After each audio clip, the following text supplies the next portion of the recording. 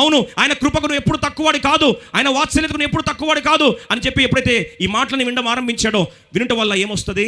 విశ్వాసం వస్తుంది. విశ్వాసం వచ్చిన వెంటనే యేసు ప్రభువారు ఆ ప్రాంతానికి దగ్గరకు వచ్చేస్తా ఉన్నాడు. ఈయన జీవితంలో లైఫ్ టైం ఆపర్చునిటీ.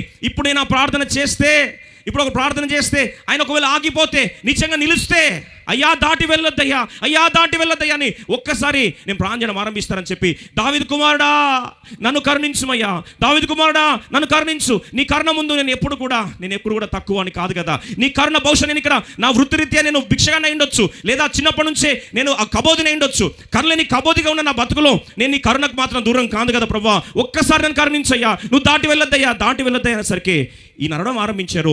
అందరు ప్రజలు కూడా వచ్చి నోరు మూసుకోరా అని చెప్పి తన గొంతును నొక్కేసే ప్రయత్నం చేస్తూ ఉన్నారు. వాళ్ళు ఎంత ప్రయత్నం చేస్తూ ఉంటే చూడండి, మార్కు సువార్త 10వ అధ్యాయము 48వ వచనం, ఊరుకోరా అని చెప్పి అరుస్తూ ఉన్నారట. ఊరకుండా మరి అనేకులు వారిని గద్దించారు, కానీ వాడు దావీదు కుమారుడా నన్ను కరుణింపమని మరీ ఎక్కువగా కేకలు వేశారు. అంటే ఆయన ఆపే స్వరాలు ఎంత ఎక్కువైతే ఈయన ప్రార్థన స్వరం కూడా అంత ఎక్కువ అవుతా ఉంది.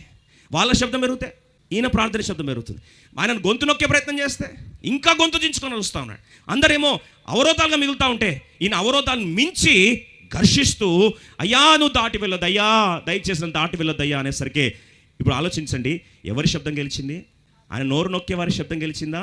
ఈ భర్తమయ్య శబ్దం గెలిచిందా? భర్తమయ్య శబ్దం గెలిచింది. ఒక మాట చెప్తాను, అయ్యా నన్ను కరుణించనే ప్రార్థన ఎన్ని శబ్దాలు నీ చుట్టుపక్కల నీ గొంతును నొక్కాలని ప్రయత్నించినా సరే, నీ నోటి నుంచి అయ్యా దాటి వెళ్ళొద్దు నన్ను కరుణించు, దాటి వెళ్ళొద్దు నన్ను కరుణించనే ప్రార్థన స్వరము అన్ని శబ్దాల కంటే శక్తివంతమైంది.